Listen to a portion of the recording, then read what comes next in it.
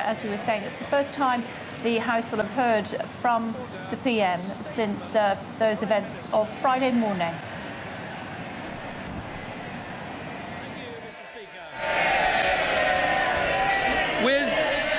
With permission, Mr. Speaker, I'd like to make a statement on the result of the EU referendum. Last week saw one of the biggest democratic exercises in our history, with over 33 million people from England, Scotland, Wales, Northern Ireland and Gibraltar all having their say.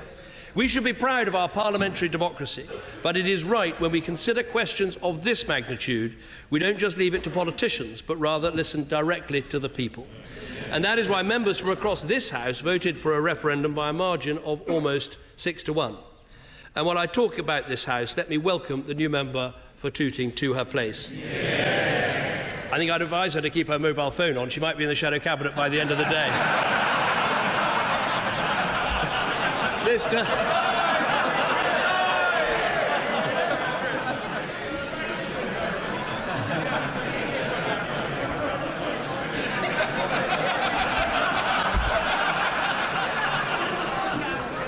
And I thought I was having a bad day. Mr. Speaker, let me set out for the House what this vote means, the steps we're taking immediately to stabilise the UK economy, the preparatory work for negotiation to leave the EU, our plans for fully engaging the devolved administrations, and the next steps at tomorrow's European Council. Mr. Speaker, the British people have voted to leave the European Union. It was not the result I wanted, nor the outcome that I believe is best for the country I love. But there can be no doubt about the result. Of course, I don't take back what I said about the risks. It is going to be difficult. We've already seen that there are going to be adjustments within our economy, complex constitutional issues, and challenging new negotiation to undertake with Europe. But I am clear, and the Cabinet agreed this morning, that the decision must be accepted and the process of implementing the decision in the best possible way must now begin. At the same time, Mr. Speaker, we have a fundamental responsibility to bring our country together. In the past few days, we've seen despicable graffiti daubed on a Polish community centre. We've seen verbal abuse hurled against individuals because they're members of ethnic minorities. Let's remember these people have come here and made a wonderful contribution to our country. We will not stand for hate crime or these kinds of attacks. They must be stamped out. Mr. Speaker, we can reassure European citizens living here and Brits living in European countries that there will be no immediate changes in their circumstances. Neither will there be any initial change in the way our people can travel, in the way our goods can move, or the way our services can be sold. The deal we negotiated at the European Council in February will now be discarded, and a new negotiation to leave the EU will begin under a new Prime Minister. Turning to our economy, it's clear that markets are volatile. There are some companies considering their investments, and we know this is going to be far from plain sailing. However, we should take confidence from the fact that Britain is ready to confront what the future holds for us from a position of strength. As a result, we are well placed to face the challenges ahead. We have low, stable inflation. The employment rate remains the highest it's ever been. The budget deficit is down from 11% of national income, forecast to be below 3% this year. The financial system is also substantially more resilient than it was 6 years ago, with capital requirements for the largest banks now 10 times higher than before the banking crisis. The markets may not have been expecting the referendum result, but as the Chancellor set out this morning, the Treasury, the Bank of England and our other financial authorities have spent the last few months putting in place robust contingency plans. As the Governor of the Bank of England said on Friday, the bank's stress tests have shown that UK institutions have enough capital and liquidity reserves to withstand a scenario more severe than the country currently faces.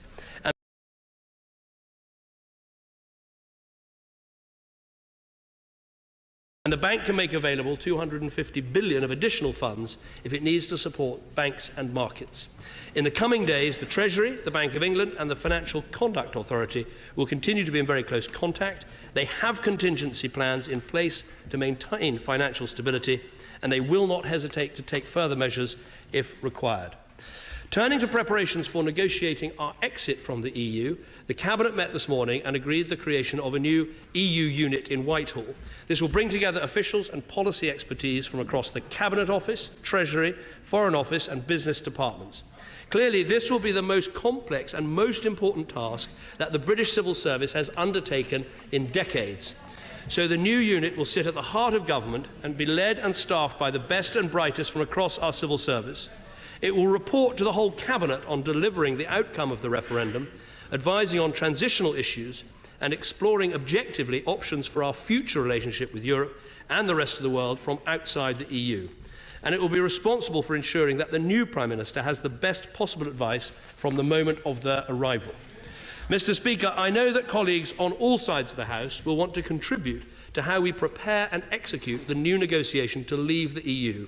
And my right honourable friend, the Chancellor of the Duchy of Lancaster, will listen to all views and representations and make sure they are fully put into this exercise. He will be playing no part in the leadership election. Turning to the devolved administrations, we must ensure that the interests of all parts of our United Kingdom are protected and advanced. So as we prepare for a new negotiation with the European Union, we will fully involve the Scottish, Welsh and Northern Ireland governments. We will also consult Gibraltar, the Crown Dependencies, the Overseas Territories and all regional centres of power, including the London Assembly. I've spoken to the First Ministers of Scotland and Wales, as well as the First and Deputy First Minister in Northern Ireland and the Taoiseach, and our officials will be working intensively together over the coming weeks to bring our devolved administrations into the process for determining the decisions that need to be taken. Mr. Speaker, while all of the key decisions will have to wait for the arrival of the new Prime Minister, there is a lot of work that can be started now. For instance, the British and Irish governments begin meeting this week to work through the challenges relating to the common border area. Mr. Speaker, tomorrow I'll attend the European Council. In the last few days, I've spoken to Chancellor Merkel, President Hollande and a number of other European leaders. We've discussed the need to prepare for the negotiations and in particular the fact that the British government will not be triggering Article 50 at this stage. Before we do that, we need to determine the kind of relationship we want with the EU. And that is rightly something for the next Prime Minister and their Cabinet to decide. I've also made this point to the Presidents of the European Council and the European Commission, and I'll make this clear again at the European Council tomorrow. Mr. Speaker, this is our sovereign decision and it will be for Britain and Britain alone to take. Tomorrow is also an opportunity to make this point. Britain is leaving the European Union, but we must not turn our back on Europe or on the rest of the world. The nature of the relationship we secure with the EU will be determined by the next government. But I think everyone has agreed that we will want the strongest possible economic links with our European neighbours, as well as with our close friends in North America, the Commonwealth and important partners like India and China. I'm also sure that whatever the precise nature of our future relationship, we will want to continue with a great deal of our extensive security cooperation and to do all we can to influence decisions that will affect the prosperity and safety of our people here at home. Mr. Speaker, this negotiation will require strong, determined and committed leadership. And as I've said, I think the country requires a new Prime Minister and Cabinet to take it in this direction. This is not a decision I've taken lightly, but I'm absolutely convinced it is in the national interest. Mr. Speaker, although leaving the EU was not the path I recommended, I am the first to praise our incredible strengths as a country. As we proceed with implementing this decision and facing the challenges that it will undoubtedly bring, I believe we should hold fast to a vision of Britain that wants to be respected abroad, tolerant at home, engaged in the world, and working with our international partners to advance the prosperity and security of our nation for generations to come. I have fought for these things every day of my political life. I will continue to do so, and I commend this statement to the House. The Leader of the Opposition, Jeremy Corbyn. Thank you, Mr. Speaker. Firstly, I would like to thank the British people for turning out to vote in the referendum in such high numbers. The vote was a reflection of the significance of the issue, but it was a close vote on the back of a campaign that was, too often, divisive and negative. These benches put forward a positive case to remain part of the European Union and convinced more than two-thirds of our own supporters. But the majority of people have voted to leave, and we have listened to and accepted what they've said. Many people feel disenfranchised and powerless, especially in parts of the country that have been left behind for far too long. Communities, Mr. Speaker, that have been let down, not by the European Union, but by Tory governments. Those communities don't trust politicians to deliver because for too long they haven't. So, instead of more extreme cuts to local services, which have hit the areas the hardest, this government needs to invest in those communities. Many of those areas are deeply concerned about the security of pledged EU funding. Can the Prime Minister give us any guarantees on those issues, as that money is desperately needed? Secondly, it's the issue of trust, and the tenor in the referendum campaign was disheartening. Half-truths and untruths were told, many of which key Leave figures spent the weekend distancing themselves from, not least the claim that the vote to leave would hand the NHS an extra £350 million per week. It is quite shameful that politicians made claims they knew to be false and promises they knew could not be delivered. Thirdly, real concern exists about immigration, but too much of the discussion in the referendum campaign was intemperate and divisive. And in the days following the referendum result, it appears we have seen a rise in racist incidents, such as the attack on the Polish centre in Hammersmith, which the Prime Minister quite rightly referred to, and sadly, many other such incidents all over this country. I hope the Prime Minister and Home Secretary will take all action they can to halt these attacks, halt this disgraceful racist behaviour on the streets of this country. As political leaders, we have a duty to calm our language and our tone, especially after the shocking events of 10 days ago. Our country is divided, and the country will thank neither the benches in front of me nor those behind for indulging in internal factioning manoeuvring at this time. We have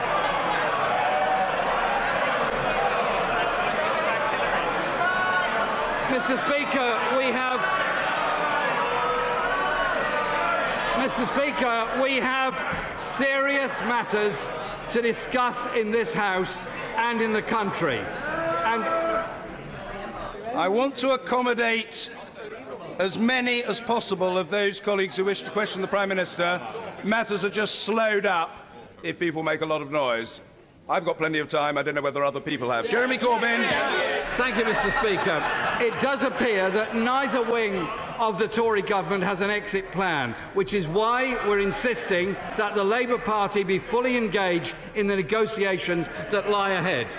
We need the freedom to shape our economy for the future and protect social and employment rights while building new policies on trade, on migration, environmental protection and on investment. I fully understand the Prime Minister is standing down in 3 months' time, but we cannot be in a state of paralysis until then. The Prime Minister is meeting the European Council tomorrow.